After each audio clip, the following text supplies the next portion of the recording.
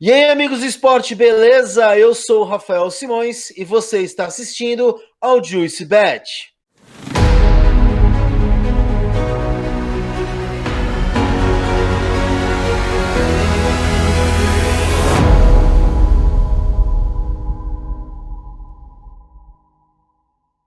No episódio de hoje, nós vamos dar continuidade nas entrevistas, coisas que eu estou trazendo novas aqui para o canal, com pessoas que entendem bastante de determinados assuntos, para que a gente possa trazer mais ideias aqui para o nosso bate-papo.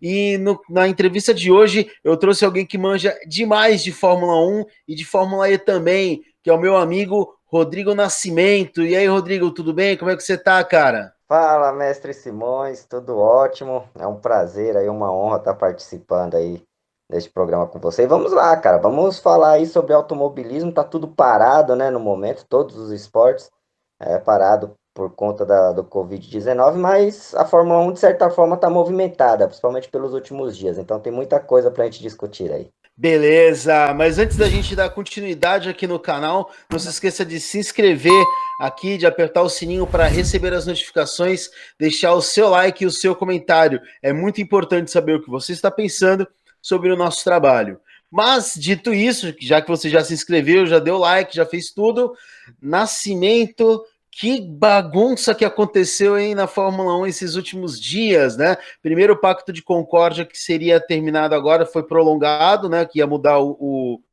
regulamento, não vai mais mudar para o ano que vem, vai ser para 2022, não é isso? E teve a Exato. dança das cadeiras aí na Fórmula 1, e foi uma dança bonita, vamos comentar um pouquinho sobre ela. Bom, a mudança da regra, né, do Pacto de Concórdia que existe na Fórmula 1, ela é importante porque você diminui os custos, né, para as equipes, porque essa é a grande discussão atual da Fórmula 1. A gente não pode se esquecer que estamos falando de uma categoria de contratos milionários, né, o valor para uma equipe se sustentar na Fórmula 1 é um valor absurdo, né, não é só a questão dos motores híbridos que são caros, mas tem toda uma composição, por exemplo, você imagina uma Mercedes, por exemplo, que tem em torno de 1.500 funcionários trabalhando para a equipe. Isso é para a equipe, não é para a fábrica Mercedes, é para a equipe Mercedes de Fórmula 1. E assim, a Mercedes tudo bem, ela está numa situação até confortável, né? A atual hexacampeã. Agora imagina, por exemplo, para uma Haas, para uma AlphaTauri, para equipes menores, como é que é para elas esse drama? Por isso que existe essa luta do teto orçamentário que eles estão tentando aprovar, apesar da Ferrari e a Red Bull ser contra, mas eu não vejo como você barrar isso, ainda mais agora com a questão da pandemia, você perdeu praticamente metade de 2019, ou 2020, perdão, você perdeu praticamente metade do ano, né?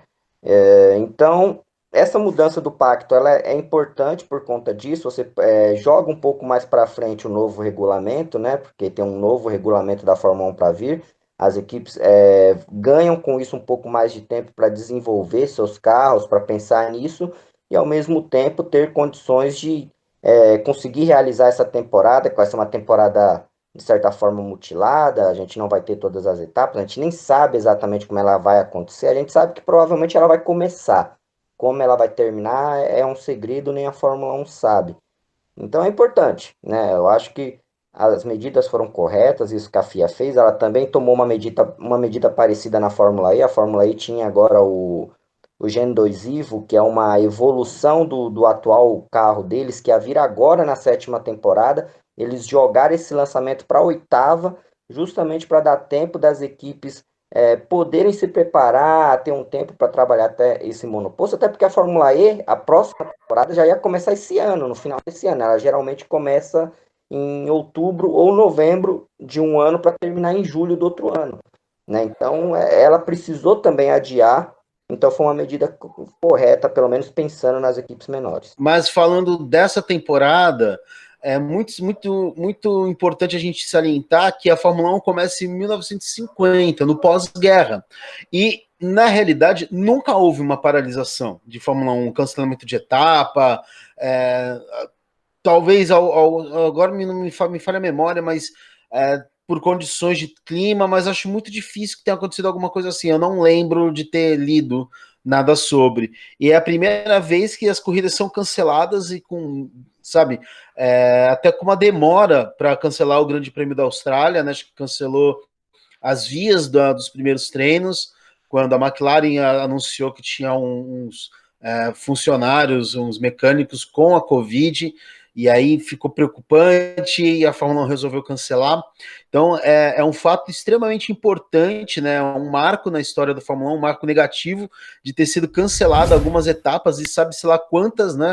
Vão poder acontecer. Chegou a se questionar sobre se teriam etapas duplas, né? Correr 2 vezes em São Paulo, 2 vezes nos Estados Unidos, mas não se sabe ainda nem se São Paulo vai ter condições, né, de ceder o autódromo para esse ano, fora que o contrato vence ano que vem, não é isso?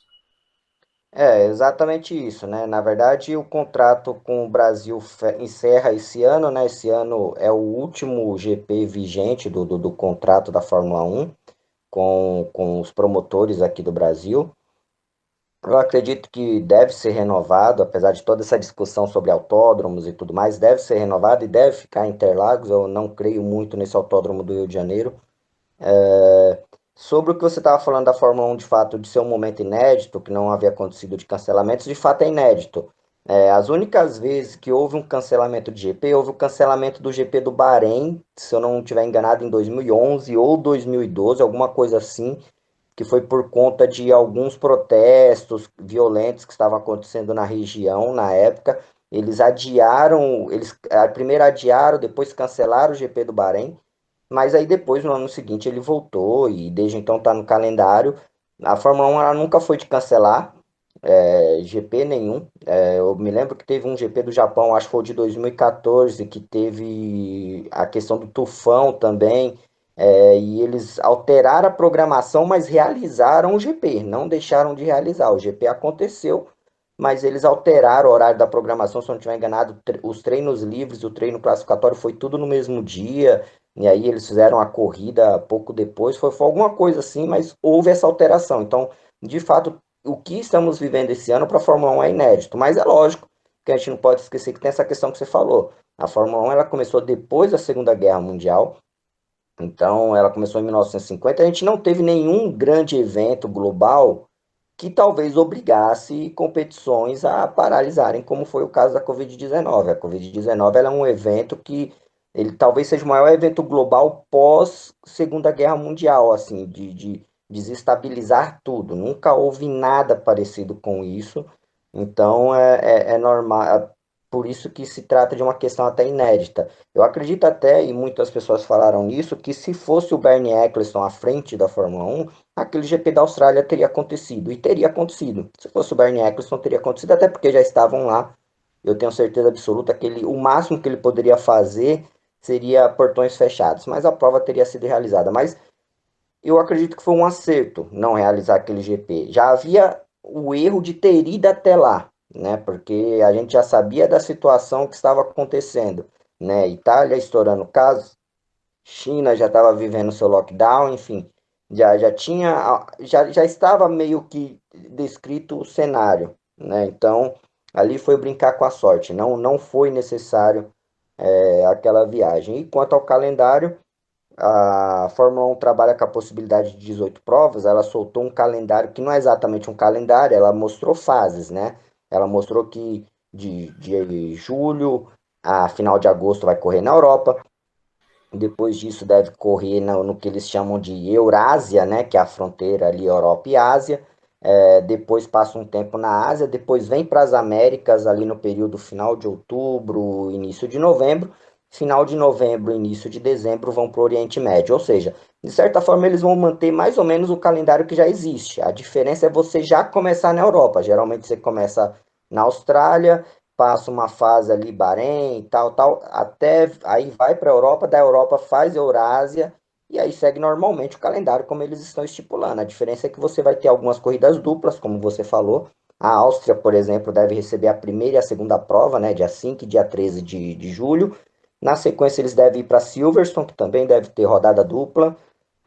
Depois já se especula que deve ser Hockenheim, o palco. A Alemanha está numa situação mais bacana que os demais. A Bélgica já há uma movimentação para Spa receber uma prova no final de agosto. Então, Eu acredito que a Europa vai voltar com uma rapidez para o cenário. A questão é como vai estar os outros países após disso. Eu acredito que essa perna da Europa a Fórmula 1 consegue fazer, mas e depois disso? Né? A Eurásia, ok, está ali na fronteira. Talvez a Ásia consiga, porque a China já se recuperou de certa forma e pode voltar ao calendário. Mas e os outros países? E o Brasil, por exemplo, e os Estados Unidos? Como é que vão estar quando chegar a hora deles de receber o GP? E não é simplesmente você receber o GP na semana. Você fala, ó, você mandar um memorando na segunda e falar, então, quinta-feira minhas equipes estão aí. Não é assim, a gente sabe que há toda uma programação. Isso são meses antes, né, com antecedência. Não sei como vai ser e, sinceridade, eu tô meio descrente desse GP Brasil 2020, mas se ele não acontecer esse ano, vai acontecer o ano que vem, porque um GP ainda tem que ser realizado no Brasil. Só deixando claro aí para quem de repente especular, não vai ter GP esse ano, então não vai ter mais. Não. Por contrato, o Brasil tem um GP. Se não for esse ano, vai ser o ano que vem, mas ele vai ter que acontecer. Os contratos precisam ser cumpridos. Agora, avançando um pouquinho no nosso assunto, vamos falar um pouco sobre a dança das cadeiras, né? Porque foi uma bagunça e aí muitas especulações, né? Especulava-se o Ricardo ou o Sainz na Ferrari para o ano que vem. O Vettel já sinalizava que não renovaria com a equipe. E aí acabou que deu um rebuliço. O Vettel tá sem assento para o ano que vem. Como é que tá essa bagunça aí? O Vettel na Ferrari, ele é um caso curioso, né, cara? Porque havia uma expectativa muito grande do Vettel de repente conseguir não repetir o sucesso do Schumacher na Ferrari, mas conseguir algo semelhante, títulos, né? Colocar a Ferrari de novo ali no topo. O Vettel teve duas temporadas que eu gostei muito dele na Ferrari, que foram 2017 e 2018. Eu acho que ele fez o que dava para ele fazer dentro dos limites que a Ferrari tinha. A gente não pode esquecer que a Ferrari é uma equipe que tradicionalmente, eu gosto de brincar que nas corridas, em algum momento a Ferrari faz uma ferrarice, ou seja, ela apronta alguma coisa para surpreender seu piloto, seus fãs e nós. Né? Ela não quer facilitar muitas coisas, ela ajuda o piloto dela até um certo ponto. Né? Então, o Vettel ele sofreu muito, cara. Eu acho que. E aí, de repente, do nada surge um moleque monegasco, um moleque cheio de vontade, querendo mostrar trabalho. Aí o moleque pôs na cabeça, pô, se o Ricardo lá atrás foi lá, bateu no Vettel dentro da Red Bull e o cara vinha de 4 títulos seguidos, porque eu aqui na Ferrari não vou fazer a mesma coisa. E foi e fez, né? 2019, na minha opinião, foi o pior ano do Vettel na Ferrari. O Vettel, ele teve uma mistura de azar, porque algumas coisas aconteceram bizarras com o Vettel, mas em alguns momentos ele mostrou total descontrole, assim, algo que eu só tinha visto com o Vettel quando teve aquele incidente dele com o Hamilton em Baku, né? Que ele jogou o carro para cima do Hamilton em Baku. Então, enfim, foi uma temporada terrível do Vettel e eu acho que tudo isso já meio que indicava que o futuro da Ferrari seria o Leclerc, o que, de certa forma, a Ferrari não está errada. Estamos falando de um moleque extremamente talentoso e a gente está falando de uma era de pilotos que está para se esgotar tecnicamente. Né? O Hamilton e o Vettel não são nenhum jovenzinhos, lógico, não são idosos, ainda tem 2, 3 anos aí com uma técnica apurada pela frente, mas você tem uma nova geração chegando, você não pode queimar essa molecada. Então, você tem que manter essa molecada ali por perto desses caras, porque quando esses caras saírem, é essa molecada que vai dominar. Dificilmente você vai conseguir arrancar o Max Verstappen da Red Bull. A Red Bull já entendeu que ela tem um campeão, um futuro campeão do mundo nas mãos. O que a Ferrari teve que fazer? Encontrar seu futuro potencial campeão mundial, que é o Leclerc. Então ela tá certa entre você manter o Vettel para seguir numa luta que de certa forma ele já tá cansado de travar contra uma equipe que, cara, dificilmente vai deixar de dominar a Fórmula 1, pelo menos enquanto não mudar o regulamento.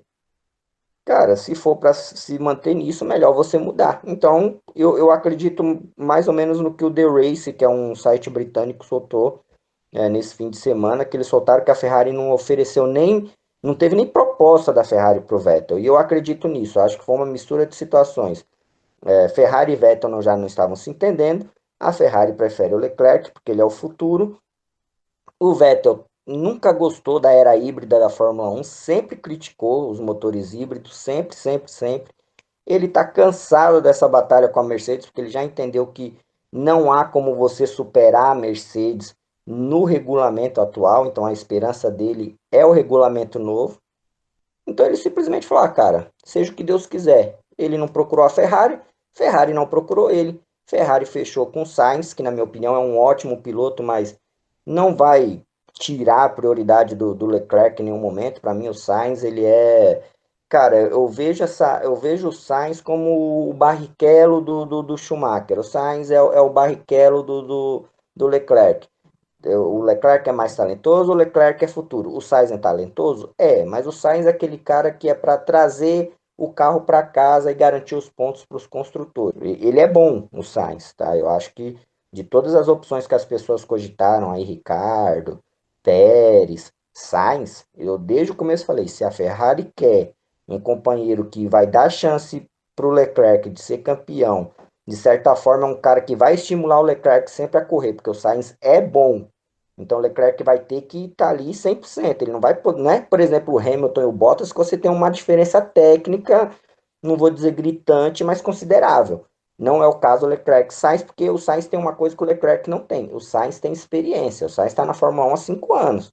O Leclerc vai para o seu terceiro ano ainda. Só que o Leclerc é aquele cara que já venceu. O Sainz não.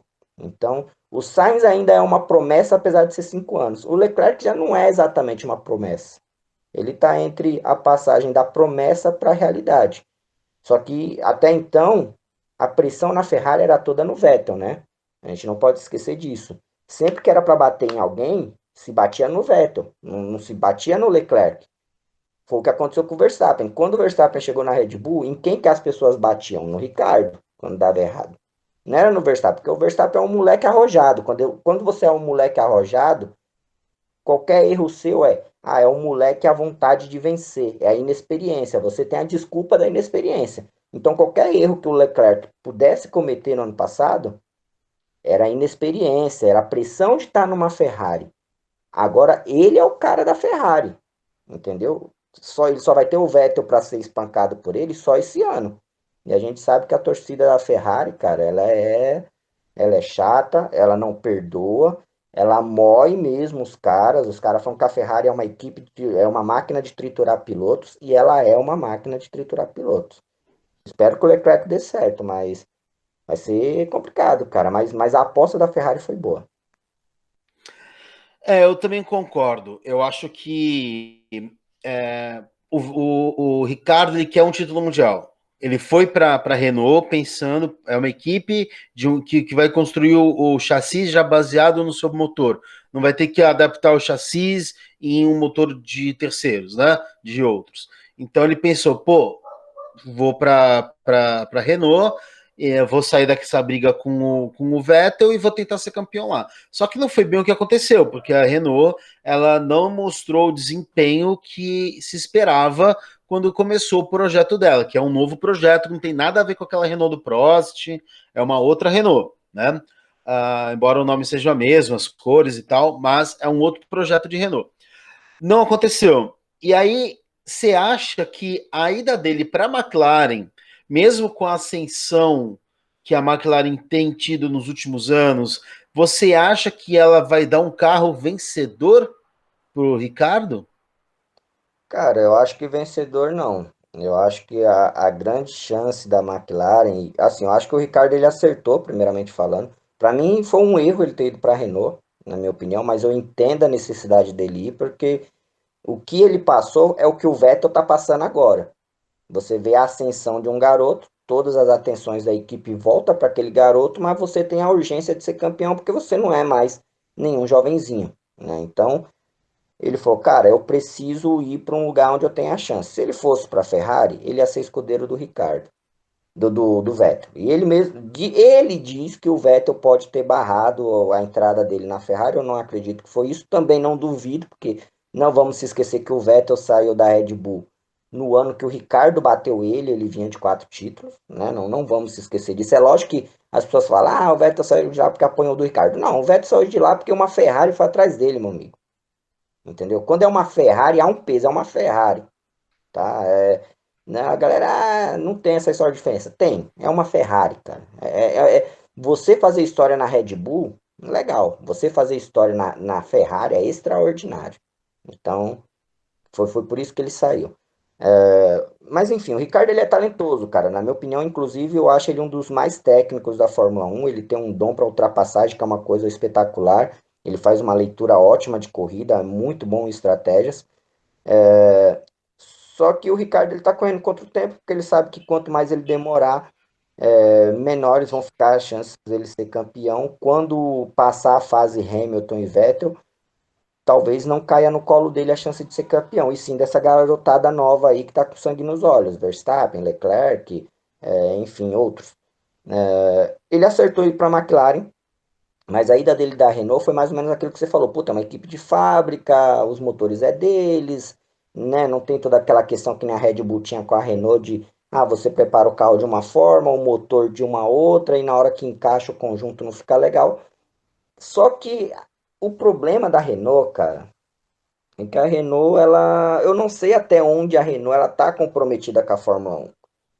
Porque a Renault, a grande verdade é que a Renault ela mudou muito nos últimos anos, a montadora, né? Hoje a Renault, na verdade, ela é uma empresa dentro da Nissan, né, as empresas se fundiram.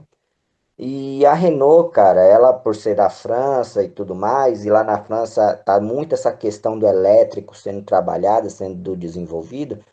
Hoje ela tem um olhar um pouquinho mais diferente, voltado para elétrico, porque o híbrido é uma tecnologia cara, é uma tecnologia que não tem mais como você desenvolver pensando nos carros de rua, mas o elétrico, ele é o futuro. Na Europa, diversos países estão adotando regras e medidas para acabarem com o motor a combustão.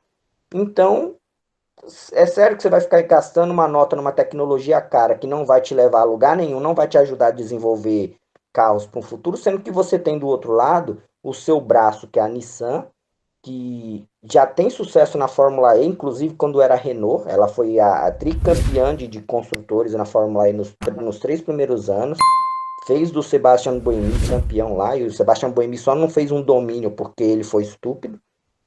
Então, é sério que você vai trocar isso? Até onde a Renault está comprometida com a Fórmula 1? Então eu acho que o Ricardo fez o certo. Ele foi para a McLaren, que é uma equipe que é grande, é uma equipe que ela tem o interesse em lutar por títulos sempre, independente do motor. Ela vai voltar a ter um motor Mercedes, que é o melhor motor da categoria. E a Mercedes e a Ferrari já tem um histórico de uma parceria vencedora. Então o que ele enxergou foi isso. Eu disse, não, eu vou arriscar aqui, porque pelo menos a McLaren tem história. Só que é aquilo, dificilmente a gente vê equipes clientes superando equipes oficiais. É raro. Na verdade, não existe. Não existe. Geralmente, quando a montadora ela tem uma equipe dela e uma equipe cliente, a cliente não vai superar a equipe de fábrica dela. A única equipe que conseguiu essa proeza foi a Renault. A troca dele foi por conta disso. Ele acreditou num projeto da Renault, mas ele viu a Renault apanhar de um cliente. Então ele falou: não, já que o cliente está melhor que a fabricante, eu vou para a cliente. A cliente tem um histórico vencedor, é uma equipe tradicional, quer ser campeã, e se tudo der errado para o ano que vem, no outro ano ela tem motor Mercedes, que é o melhor motor da categoria. Então nisso ele acertou, mas eu não vejo o Ricardo lutando por vitórias, pelo menos não em 2021. Caso mudanças de regulamento, eu já acho bem possível, porque a tendência é as coisas se equilibrarem um pouco, e aí a McLaren se aproximar mais das equipes maiores. Até porque você falando dessa questão de equilíbrio, se a gente for olhar os últimos anos, só duas equipes venceram títulos mundiais, né? Que foi a Mercedes, vencendo com o... e a Red Bull, só, né? Que a Mercedes venceu com o Rosberg, Hamilton, e né? E a Red com o Bull Hamilton. com o Vettel. Exatamente, perfeito. Né? Então, há um domínio, uma discrepância muito grande.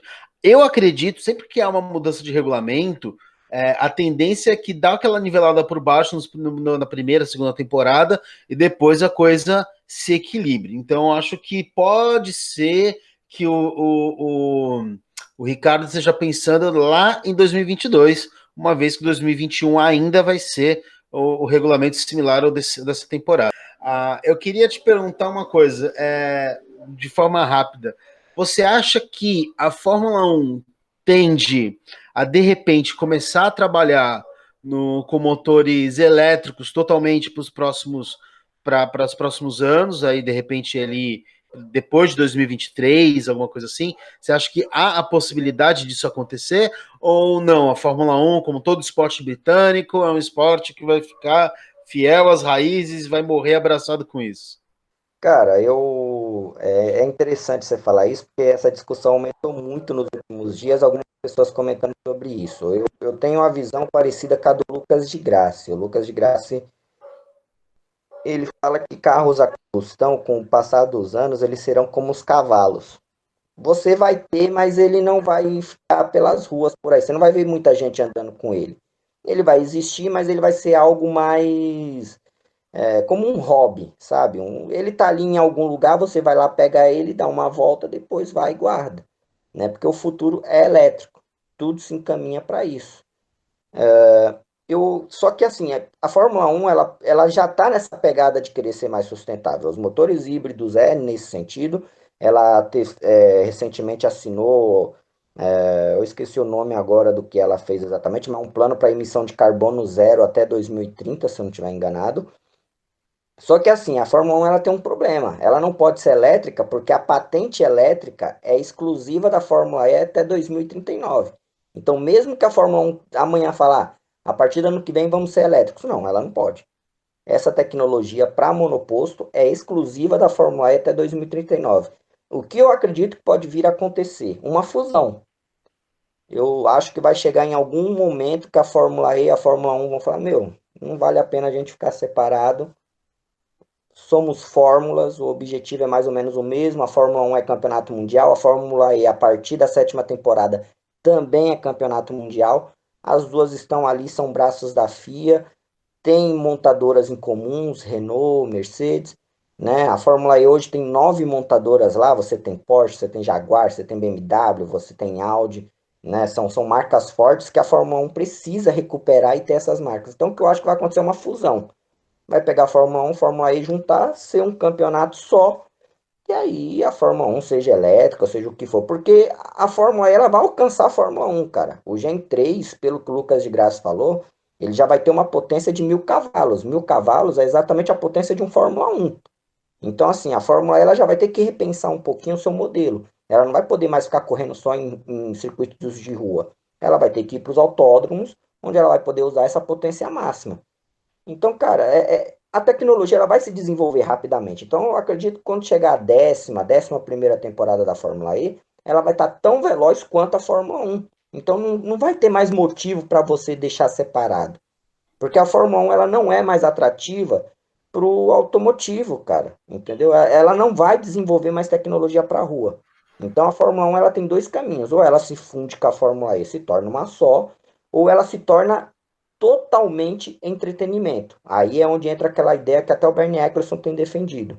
Volta os motores aspirados, motores barulhentos, ao máximo, volta a ser a Fórmula 1 raiz que a gente brinca. Fórmula 1 raiz, cara. Dane-se tecnologia para a rua, dane-se.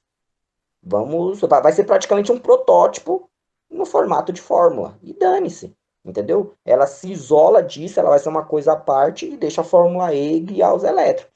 Só que aquilo, se ela tomar essa medida, ela vai enfrentar problemas, porque é aquilo que eu falei, alguns países não vão aceitar, com o passar do tempo, competições com motores a combustão, porque você não pode criar uma regra que você não quer mais que fabrique motor a combustão e você aceita uma categoria correndo lá pelos seus circuitos, poluindo o ar do mesmo jeito. Não há lógica nisso. Maravilha. Agora, falando rapidamente, não. Agora a gente já pode debater com um pouco mais de calma sobre Sebastian Vettel fora da Fórmula 1 2021. Será que fora da Fórmula 1 ou por enquanto fora da Fórmula 1? Eu acho que por enquanto, fora da Fórmula 1, eu não me espantaria se ele tirasse um ano sabático, de repente, até para esperar essa troca de regulamento e ver como vai ficar o nível de força das equipes, né? O Vettel, ele pode, cara. Eu não vejo o Vettel correndo por outras categorias, então ele não vai para. Nem vou falar para DTM, porque DTM já não existe, mas ele não vai para Ele não vai para a Fórmula E, ele não vai para a Indy, ele não vai para nada disso. Ele não é o Alonso, ele não tem interesse nessas coisas. O negócio dele é Fórmula 1. E como eu disse, ele não é muito fã da era híbrida. Então, o que eu acho que talvez o Vettel faça nesse primeiro momento é se retirar mesmo, cara. Fica um ano aí de boa, quietinho, avalia as situações, e depois volta para ver. Ou uma coisa que pode acontecer, eu não duvido, mas eu acho muito difícil de acontecer, é se de repente a Aston Martin conseguir levar o Toto Wolff para lá, porque aí o Toto Wolff precisaria de um piloto da confiança dele lá para correr ao lado do Lance Stroll. Aí eu lamento pelo Pérez, que provavelmente ficaria desempregado, apesar de ter contrato até 2022, mas contratos podem ser quebrados e dinheiro não parece ser exatamente o problema do pai do Stroll. Então, cara, o Toto Wolff indo para lá, e aí eu acredito que de repente ele faria um esforço para que o Vettel fosse para lá, porque ele não ia conseguir arrancar o Hamilton da Mercedes para uma Aston Martin. Mas o Vettel, de repente, para desenvolver esse projeto da Aston Martin ia ser fenomenal. Eu só não creio muito nisso, porque eu acho que, sei lá, eu acho que para o Vettel ele seguir, ele precisa de um projeto muito bom. Ele não quer ser apenas mais um no grid, ele quer ser campeão porque ele sabe que ele tem capacidade para ser campeão. Ele tem condições de ser campeão com um carro que ofereça isso. E diante de todas as circunstâncias, o carro que pode oferecer isso para ele, que ainda não tem vaga para o ano que vem, é a Mercedes, porque a Mercedes ainda, né, não renovou nem com Hamilton nem com Bottas. Só que com Hamilton é certeza que vai renovar, com Bottas eu já não sei. Mas será que a Mercedes vai arriscar você ter dois macho alfas, que nem os caras brincam dentro de uma mesma equipe? Não deu muito certo quando era Hamilton e Rosberg. A Mercedes passou grandes apuros quando eram os dois. E estou falando do Rosberg, que é um bom piloto, na minha opinião, mas não tem exatamente o mesmo talento de um Vettel, né? Então, não sei até onde, cara. Sem falar que por conta da pandemia, eu não sei se a Mercedes iria gastar uma nota por um Vettel, sendo que você tem lá um Bottas e o Bottas está entregando a mesma coisa. Você tem como pilotos reservas, você tem um Esteban Ocon, você tem um George Russell que está pastando lá na Williams, e o moleque é bom, poderia estar lá na frente na Mercedes como companheiro do Hamilton, aprendendo com o Hamilton, se desenvolvendo com o Hamilton. Então, eu acho que o Vettel ele vai ficar que nem nós assistindo pela TV aí. E é isso, cara. Não vejo ele no grid da Fórmula 1 2021, não. E não se esqueçam de se inscrever aqui no canal, de ativar o sininho para receber as notificações, deixar o seu like, o seu comentário, que eles são extremamente importantes para a gente saber o que você pensa sobre o nosso trabalho. Então eu vou ficando por aqui, meu nome é Rafael Simões e você assistiu ao Juicy Bet. Valeu!